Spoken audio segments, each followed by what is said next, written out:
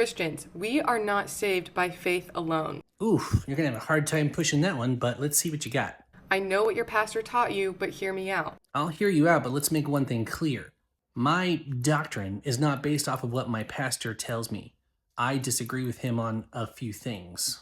My faith in God saving us by faith is based off of his scriptures. I don't have to add a catechism or church tradition to get myself there. And I'm saying this with all respect, but let's keep in mind, you're the one challenging us.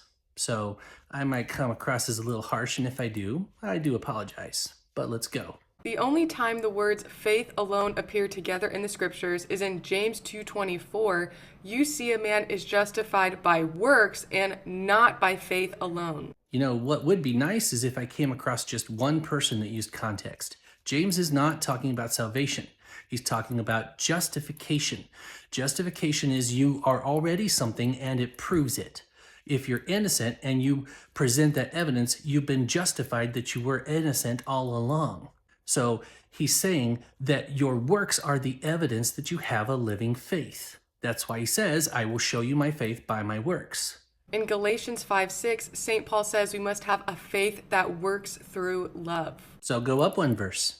For through the Spirit by faith, we ourselves eagerly wait for the hope of righteousness. In 1 Corinthians 13, St. Paul says that if he had enough faith so as to remove mountains, but he had not love, that he would be nothing. Because love is greater than faith. He's not talking about our personal salvation. He's not saying loving other people brings salvation.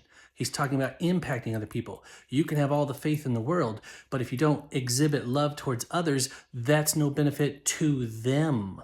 And in Matthew 25, when Jesus talks about how he's going to separate the sheep from the goats, aka the saved versus the damned, the reason he gives for their respective salvation or damnation is rooted in how well they loved their neighbor, how well they took care of the poor, the sick, the naked, the lowly. Because it's a judgment, so it's about evidence.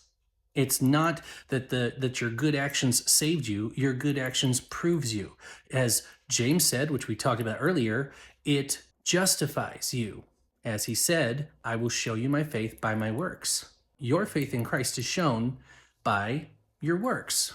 I'll give you an example. If you have faith in the sturdiness of your house, you're going to sleep in it, you're going to decorate it, you're going to invest in it. You're not even going to worry about it falling on you. That's what faith is. Faith brings about action normally, naturally, and that's how we can be judged by those things. That's how it can be evidenced.